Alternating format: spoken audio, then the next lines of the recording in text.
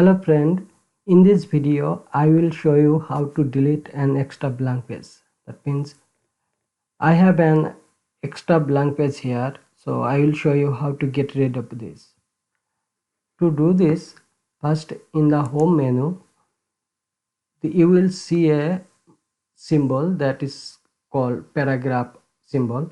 You can click on this and you will see what is happening in this page.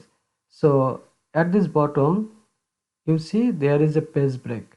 So I can select this page break and press delete button from the keyboard. Now this blank page has been gone. And finally again click on this symbol and all the extra symbol will be gone. So